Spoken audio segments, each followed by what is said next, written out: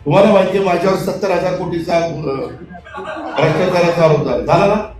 ज्यांनी ज्यांनी केलं त्या सगळ्यांच्या बरोबर मी सरकारमध्ये आहे का? आहे ना. अजीत पवार को आपने सुना, जो सीधे तौर पर ये कहते हुए नजर आ रहे हैं कि मेरे ऊपर 70,000 करोड़ रुपए तक के आरोप लगे थे, लेकिन आज मैं महाराष्ट्र सरकार में मंत्री हूं।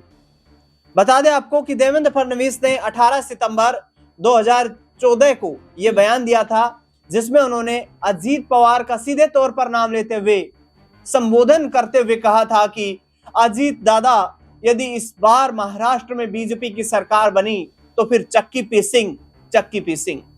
लेकिन आज माननीय अजीत पवार महाराष्ट्र सरकार में कैबिनेट मंत्री के साथ साथ डिप्टी सीएम की जिम्मेदारी निभा रहे हैं। महाराष्ट्र में इस मुद्दे को लेकर राजनीति काफी तेज हो गई है। बता दें आपको कि तमाम राजनीतिक दलों ने बीजेपी की मंशा पर सवाल खड़े कर दिए हैं, बीजेपी की रणनीति पर सवाल खड़े कर दिए हैं कि जो भारतीय जनता पार्टी जिन नेताओं के खिलाफ चुनाव प्रचार करके जीत दर्ज करती है, उन्हीं के साथ नौबत आने पर सरकार भी बना लेती है, और फिर यदि बीजेपी के साथ सरकार बन जाती है तो आखिरकार ये भ्रष्ट नेता फिर वॉशिंग मशीन में कैसे धुल जाते हैं।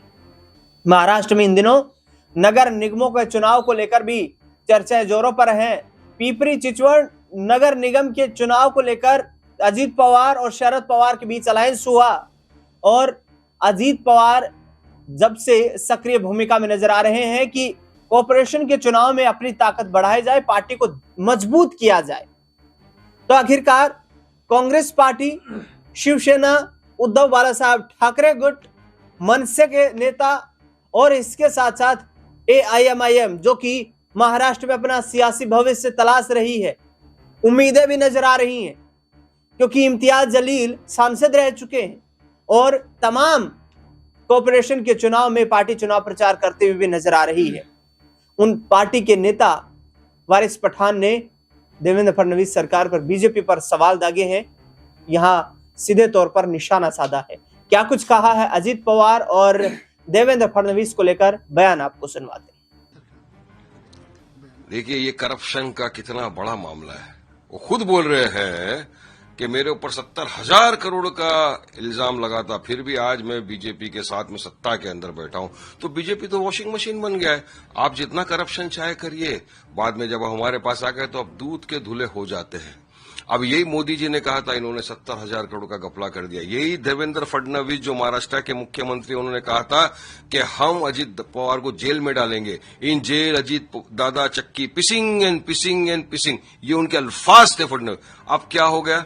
ये करप्शन खत्म करने की बात हो रही है क्या? ये करप्शन को बढ़ावा देने का काम नहीं। तो हम तो वही बोल रहे हैं कि जब करप्शन के खिलाफ पूरा देश है, तो ऐसे करप्ट लोगों को क्यों बीजेपी मौका दे रही है, क्यों बीजेपी उनको समर्थन कर रही है? तो ये महाराष्ट्र की जनता भी देख रही है कि करप्ट इतना बोलने वाला, खुद छाती ठोक के जो बोल रहे हैं, तो उनके खिलाफ क्या कार्रवाई की जाएगी? तो जनता उनको जवाब देगी बराबर वोट के जरिए से इस मर्तबा महाराष्ट्र चुनाव में। राहुल नार्वेकर का जिस तरीके से वीडियो वायरल धमकाने को लेकर अपोजिशन कैंडिडेट हैं, लीडर को कैसे देखते हैं कि बीजेपी की तो धांधली और दादागिरी दिन ब दिन बढ़ती जा रही है। राहुल नार्वेकर महाराष्ट्र असेंबली के स्पीकर, उनका इस तरह से एक वहां पर जाना जहां पे फॉर्म भरे जा रहे थे, नगर पालिका चुनाव को लेके कैंडिडेट्स मौजूद थे, वहां वो चले जाते अपने तीनों परिवार के सदस्यों को लेके जिनके फॉर्म वहां पर भरने आरओ के ऑफिस के अंदर चले जाते हैं। उसके बार बार डंडा लेकर एक कोई एक्स MP थे उनको धमका रहे हैं, फिर फोन कर रहे हैं कि अब भी इनका सिक्योरिटी निकाल दो। ये राहुल नार्वेकर को मैं पूछना चाहता हूं, किसने अधिकार दिया इस तरह का एक्शन लेना? क्या ये कायदे कानून से बड़े हो गए हैं? क्या धांधली दादागिरी इस तरफ चली जाएगी कि आप जो चाहे कर लेंगे? आपको सबसे पहले तो आप किस हैसियत से आरओ के ऑफिस में गए, यही आपत्ति वाली बात है। आप कोई नहीं होते, कैंडिडेट जाएगा, उसके बाद हमको जो जानकारी मिल रही है वो ये आप मालूम पड़ रही है कि वहां बैठे रहे, बैठ के अपने भाई का, अपने रिश्तेदारों का फॉर्म पास कराया, उसके बाद 12, जबकि कितने इच्छुक उम्मीदवार जो वहां पर फॉर्म लेके बैठे थे फाइल करने के लिए, उनको भगा दिया गया कि वक्त खत्म हो गया, चले जाइए आप। तो क्या हो रहा है? ये इलेक्शन कमिश्नर को इस बात का संज्ञान लेना चाहिए कि ये किस हैसियत में वहां गए, क्यों वहां बैठे, क्यों इस तरह की बातों का इस्तेमाल किया अल्फाज का। तो मैं समझता हूँ काफी लोग उनके खिलाफ केस भी कर रहे हैं। तो इंक्वायरी होना चाहिए, इसकी जांच पड़ताल होना चाहिए, ताकि आगे से ऐसा रोके। वरना फ्री एंड फेयर इलेक्शन का मतलब क्या हुआ? अगर आप बस ऊंची ओहदे के ऊपर पोजीशन में हो तो आप जाके कुछ भी कर लेंगे क्या? सुना आपने जिस तरीके से वारिस पठान ने तमाम आरोप लगाए हैं। अब ऐसे में राजनीति कितनी गर्म होगी? क्या अजीत पवार महायुति में बने रहेंगे, साथ छोड़ेंगे? क्या कुछ महाराष्ट्र का सियासी समीकरण बनेगा? इस पूरे मुद्दे पर मेरे वरिष्ठ सहयोगी अमन जी इस खास रिपोर्ट में जुड़ चुके हैं, अपनी प्रतिक्रिया व्यक्त करेंगे। सर, कैसे देखते हैं आप ये जो बयान था देवेंद्र फडणवीस का अजीत पवार पर अजीत पवार ने ये खुद ही कह दिया है कि मेरे ऊपर ये आरोप लगे थे करप्शन के। अब कैसे देखते हैं अजीत पवार का क्या सियासी कदम रहेगा? देखिए, राजनीति कहते हैं कि बड़ा अलग तरह का जो फील्ड है, अलग तरह की वहाँ पर बातचीत है, अलग तरह का माहौल है, अलग तरह का करने का अंदाज है। क्योंकि आप देखिए कि जो बात कही जाती है वो होती नहीं, और जो बात होती है वो दिखाई नहीं पड़ती। और यही कुछ महाराष्ट्र में भी दिखाई दे रहा है कि यहाँ पर जिस नेता के बारे में तमाम बीजेपी के जो लोग थे, नेता थे, किस तरह के शब्दों का इस्तेमाल किया करते थे कि 72,000 करोड़ का घोटाला हो गया, कोई चक्की पीसिंग जैसे शब्दों का इस्तेमाल करता था। लेकिन जब जरूरत पड़ती है उस वक्त वो उनकी पार्टी में शरीक हो जाते हैं, और न सिर्फ शरीक होते हैं बल्कि उनको उप मुख्यमंत्री बना दिया जाता है। तो आप समझ सकते हैं कि राजनीति की बिसात बिछाना, रणनीति बनाना, समीकरण साधना अपने आप में एक अलग तरह की कला है। और यहाँ पर तमाम जो कह सकते हैं कि विचारधाराएं हैं, तमाम जो एक बनाया हुआ प्रिंसिपल है, वो सब पीछे छूटते हुए दिखाई देते हैं। क्योंकि सत्ता सबसे ज्यादा